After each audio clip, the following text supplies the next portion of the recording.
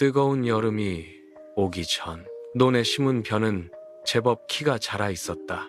벼가 자라면 함께 자라는 것이 있었다. 잡초였다. 그 시절에는 제초제가 없었다.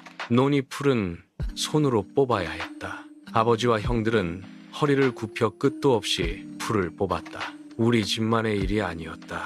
농사 짓는 집이라면 여름은 언제나 풀과의 싸움이었다. 그때 한창 기세 좋게 자라는 풀이 있었다. 나중에 책을 통해 이름을 알게 되었다. 발행이.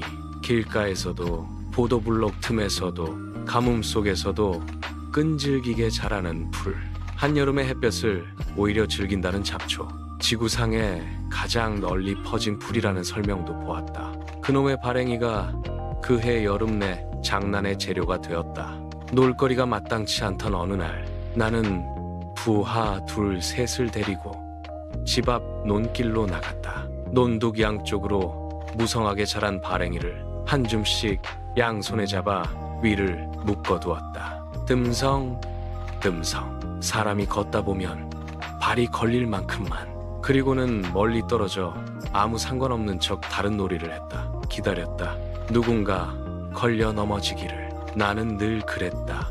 심심해서 시작한 장난이 어쩐지 늘 동네를 떠들썩하게 만들었다.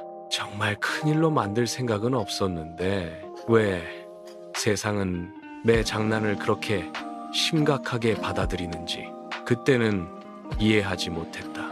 어른들 눈에는 범인이 이미 정해져 있었다. 논길에 수상한 놈들이 있다면 그건 늘 우리였다. 그날 논으로 새참을 나르던 동네 할머니 한 분이 그 길을 걸어오셨다. 머리에는 먹을 것을 이고 손에는 막걸리 주전자를 들고 늘 다니던 길이었을 것이다. 성큼성큼 걸어오다가 아니나 다를까 우리가 묶어둔 발행이에 걸려 넘어지셨다. 먹을 것은 논물에 처박히고 막걸리는 흙바닥에 쏟아졌다. 할머니가 욕을 하며 일어나 주변을 둘러보았을 때 우리는 아직 그 근처에 있었다. 고래고래 소리가 터졌다. 우리는 쏜살같이 도망쳤다. 문제는 논에서 그 장면을 지켜본 사람들이 있었다는 것이다. 그 집 식구들이 우리 집으로 쳐들어왔다. 그 다음 상황은 굳이 자세히 말하지 않겠다. 다만 그날 내 등짝이 시퍼렇게 멍들었다는 사실만은 분명하다. 지금 생각하면 그 발행이는 내가 묶어놓은 것이 아니라 나를 묶어두고 있었는지도 모른다. 남을 넘어뜨리려던 장난은 결국 나를 넘어뜨렸다. 나는 그날 처음으로 알았다. 세상은 내 심심함을 중심으로 돌아가지 않는다는 것.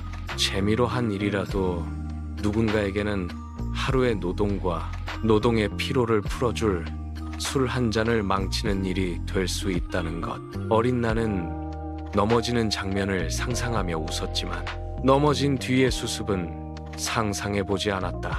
성장은 상상하지 않았던 뒷부분을 비로소 보게 되는 일인지도 모른다. 그날 이후 나는 길을 조금 다르게 보게 되었다. 길은 내 장난을 위한 무대가 아니라 누군가의 삶이 오가는 자리라는 것을. 발행이는 여전히 여름마다 자랐고 나는 여전히 실수도 했다.